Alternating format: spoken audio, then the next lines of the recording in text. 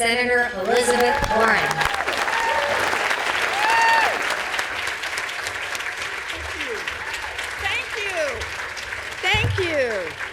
Thank you, Nira. And thank all of you who are here today. I am so glad to be at CAP's Ideas Conference. You know, I've been here many times before to talk with a lot of people in this room about ideas. Progressive ideas, big ideas, small ideas. And my aim is always in the same direction. How to make this country, how to make this government work for people. I believe that this is the central question facing America today. Set aside the debates about big government versus small government, about more government versus less government.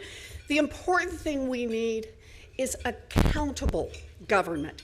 Government not just for the rich and powerful, but a government that works for and answers to all of us.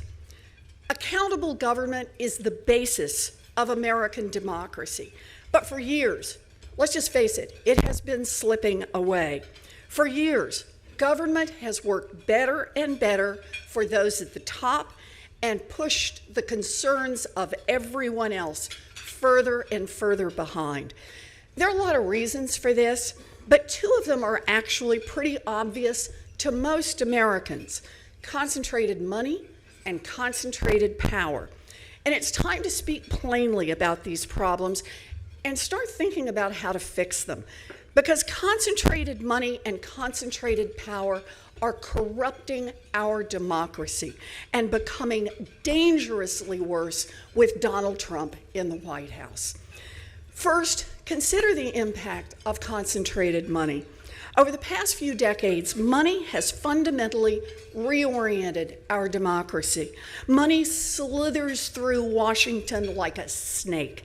And I'm not simply talking about giant bags of money and cash exchanging hands in dark alleys.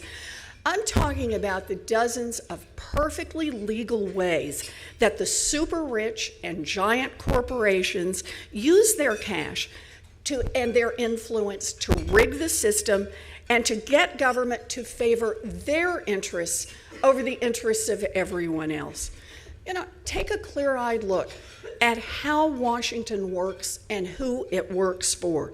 Politicians swim in oceans of corporate campaign contributions.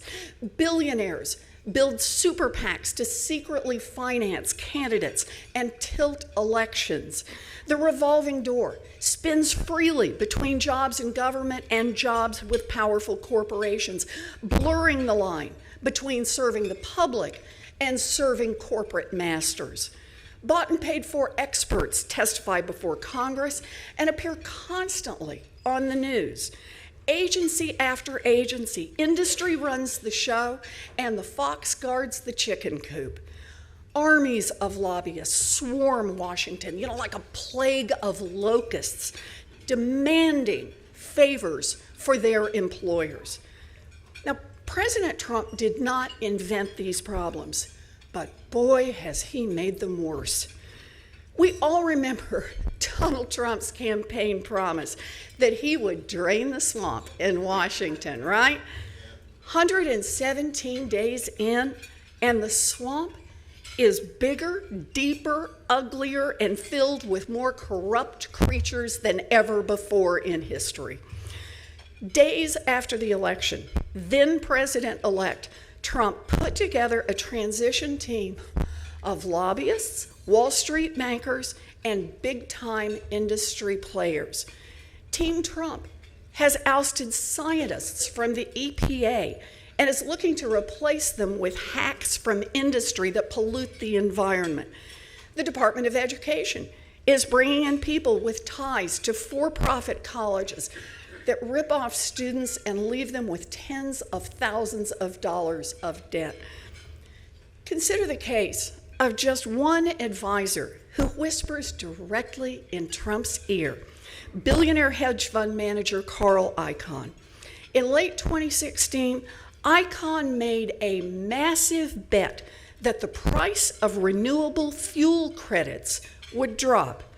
Then, as Trump's advisor, he pushed policies and recommended political appointments that did, in fact, cause the price of those credits to drop, generating a $50 million profit for himself and the company he owns.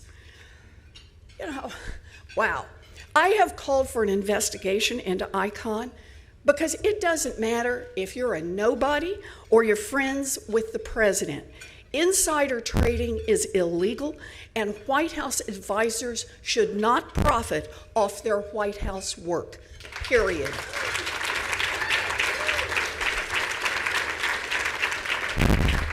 But let's be clear, Icahn is just the tip of a massive iceberg.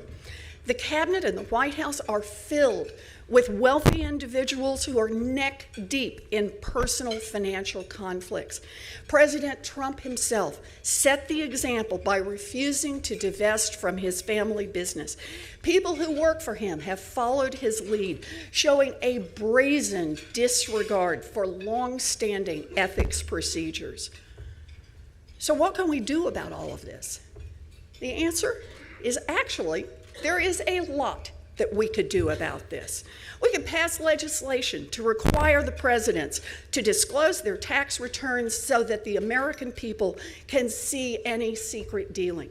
We can pass my Presidential Conflicts of Interest Act, which would require presidents and vice presidents to put their assets in a blind trust during their years of public service. We could beef up independent inspectors general who look over the shoulders of political leaders at the agencies. We could upgrade the Office of Government Ethics, which polices financial conflicts in the executive branch. And we could demand that Republicans who control Congress start using their oversight authority to hold this administration accountable for self-dealing. There is a lot we could do. We have to remember, when people shrug at the president's conflicts, it's not because they don't care. It's not because they think it's okay. It's because they know that money is already causing a deep rot in Washington. And that is why it is time for systemic change. We can start that change with the way that political campaigns are financed. And we can build on the foundation of many American cities and states that have established publicly funded elections. Get the money out. Yeah, but we need to do more. That's not enough by itself. Regulatory process must be reformed so that giant companies cannot bury public servants in an avalanche of nonsense and stand in the way of progress every time the government tries to act in the public interest. It is time to slow down the revolving door between corporations and the companies that pay employees barely described bribes to take public jobs. And we need to fight for a Supreme Court that will reverse its terrible Citizens United mistake. And let me add to that one. And while we're working on the Supreme Court, we must also build the movement across this country to pass a constitutional amendment that will allow us to shut off the spigot of cash that is drowning our government. We need that kind of change. Look, I get it. There's more we could do, but I'll tell you what, that's a good start in taking down the government for sale sign that hangs over Washington, D.C. Reducing the influence of concentrated money will not be enough to fix our political system. If we want accountable government, we also need to reduce the influence of concentrated power. Now, before I was a senator, I was a law professor. I taught contracts, I taught business transactions, I taught bankruptcy. So it shouldn't surprise anyone here that I believe that strong, healthy markets are the key to a strong, healthy America. But today, markets are struggling. In every corner of our economy, competition is increasingly choked off. Airlines, banking, healthcare, pharma, agriculture, telecom, tech, in industry after industry, a handful of giant corporations control more and more and compete less and less. Massive consolidation means less competition, which means prices go up, quality goes down, and many people's jobs are eliminated. Massive consolidation means that the big guys can lock out smaller, newer competitors. It means the big guys can crush innovation. It means the big guys can grow fat and lazy, jacking up prices and feasting off yesterday's glory. And studies show that consolidation even contributes to flat wages and income inequality. Concentrated market power also creates concentrated political power, the kind of power that captures our government. And that's exactly what's happening as President Trump bows to the power and influence of these industrial giants and financial titans. The CEO of ExxonMobil is now the Secretary of State. Goldman Sachs now has enough people in the White House to open a branch office. The Senate is scheduled just this week to vote on a nominee for Associate Attorney General who worked for years at the Chamber of Commerce doing what? Shielding companies from any government accountability. You know, do you get the feeling that if Bernie Madoff weren't in prison, that he'd be in charge of the SEC right now? You know, look at all that and then add to it a Congress that devotes its time and its energy to figuring out how to cut taxes yet again for giant corporations, because apparently paying zero is not enough for some of these giant corporations. You know, even health care bills get perverted into corporate welfare systems, taking health care away from 24 million people in this country to fund tax breaks for a handful of millionaires, billionaires, and giant corporations. But here's the good news on this one, and there is good news. America has tackled this problem before. More than a century ago, Congress passed antitrust laws to break up the concentration of corporate wealth and power. Teddy Roosevelt earned the title of Trust Buster as he fought back against powerful monopolies that wielded huge influence over our government. And here's the good news: the reformers won. Donald Trump used to talk about the dangers of monopoly, but that talk has pretty much disappeared now that he is President of the United States. It is time for us to do what Teddy Roosevelt did: pick up the antitrust stick again. And sure, the stick has collected some dust, but the laws are still on the books. We can crack down on anti-competitive mergers and existing monopolies. We can push back against giant banks that are crowding out smaller competition. We can pick up tools at the Federal Trade Commission, the Department of Justice, and other agencies to promote healthy and innovative markets throughout this country. We can break up the big banks, and if the president and his team refuse to act, then state attorneys general can step up and use these tools. We can do that. We can do all of that. We just need real leadership and officials with the courage to act. We can make change. So, concentrated money and concentrated power. They influence nearly every decision made in this town.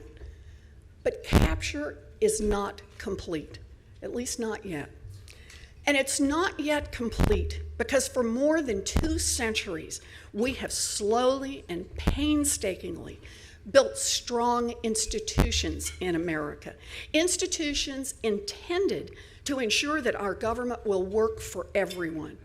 2 houses of Congress, 3 branches of government, multiple regulatory agencies that are designed to work in the public interest, an independent judiciary, a free press, institutions that help preserve accountable government. Now, don't get me wrong. Like everything else, these institutions have been creaking under the pressures created by a political system drowning in money and strangled by concentrated economic power. Creaking, crumbling, but still standing. Today, President Trump is waging a direct assault on those institutions. First, he turned over the levers of government to the rich and powerful. And then, last week, he made it perfectly clear that he believes that he should be above the law. After he fired FBI Director James Comey, Trump went on national television and told the world that he fired Comey in part because Comey was leading an investigation into ties between the Trump campaign, the Trump administration, and Russia. Trump said top of mind when he fired Comey was, quote, "This Russia thing with Trump." It doesn't get much more brazen than that. It is a basic presumption of our democracy that politicians cannot interfere with law enforcement investigations into their own potential wrongdoing. But President Trump openly admitted to trying to interfere with an ongoing investigation, and he clearly believes there should be no consequences for himself. Trump has tried to set himself above the law before. As a candidate, he attacked a judge overseeing a lawsuit against his fraudulent for-profit college. As president, he attacked the judges who stopped his unconstitutional Muslim ban. When acting Attorney General Sally Yates gathered information about former National Security Advisor Michael Flynn's ties to Russia, Trump fired her. When Preet Bharara, the top federal prosecutor in Manhattan, was reportedly looking into shady stock trades made by one of Trump's cabinet officials, Trump fired Bharara. Each move hacks away at the very foundations of accountability. Now is the time to remind Donald Trump that our government is not a plaything to make him richer or a servant to do his bidding. Now is the time to remind him our intelligence secrets are not gossip, and that his personal desire to impress his Russian buddies does not outweigh the safety, security, and lives of Americans and our allies. Now is the time to remind him that in this country, no one is above the law, including the President of the United States. It is time to resist. It is time to fight back, and it is time to be clear about what we believe in. We believe that no foreign power, and especially not Russia, gets to launch an assault on our democracy without any investigation or any consequences, and we're ready to fight for it. We believe in equal justice under law, and we're ready to fight for it. We believe in an economy that doesn't just work for the super rich, but an economy that works for everyone, consumers, small businesses, and workers, and we are ready to fight for it. We believe in accountable government, a government that works not just for those at the top, but for every single one of us, and we are willing to fight for it. I have news for Donald Trump. No matter how much he might admire Vladimir Putin's Russia, here in America, we will never accept autocracy. Here in America, we will embrace and defend democracy. And we do that by demanding that everyone in our government is accountable, even the President of the United States. Thank you all for being here today. Thank you. Thank you. Thank you. Thank you. You bet.